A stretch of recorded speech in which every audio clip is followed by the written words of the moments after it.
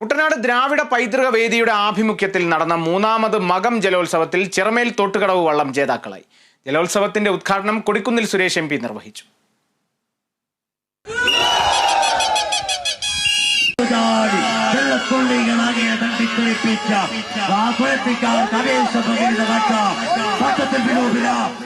പമ്പയാറ്റിൽ നടന്ന വാശിയേറിയ മകം ജലോത്സവത്തിൽ ചിറമേൽ തോട്ടുകടവ് വള്ളം ജേതാക്കളായി. വൈപ്പ് B ഗ്രേഡ് 3, 5, 7, 14 തുഴവള്ളങ്ങളാണ് ജലമേളയിൽ പങ്കെടുത്തത്. കുട്ടനാട് ദ്രാവിഡ പൈതൃക വേദിയുടെ ആഭിമുഖ്യത്തിൽ നടന്ന മൂന്നാമത് മകം ജലോത്സവത്തിന്റെ ഉദ്ഘാടനം കൊടിക്കുന്നിൽ സുരേഷ് MP നിർവഹിച്ചു. ചടങ്ങിൽ ജലമേളകൾ കുട്ടനാട് ജനതയുടെ ഹൃദയതാളമാണെന്ന് അദ്ദേഹം അഭിപ്രായപ്പെട്ടു. രക്തത്തിൽ അലിഞ്ഞു ചേർന്ന ഒന്നാണ് കുട്ടനാട്ടുകാരെ സംബന്ധിച്ചിടത്തോളം വള്ളംകളികൾ.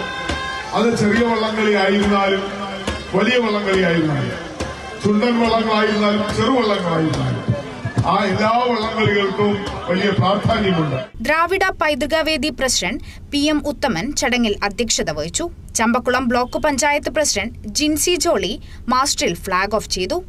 ജലോത്സവത്തിന്റെ സമ്മാനദാനം സബ് ഇൻസ്പെക്ടർ CG സജികുമാർ നിർവഹിച്ചു.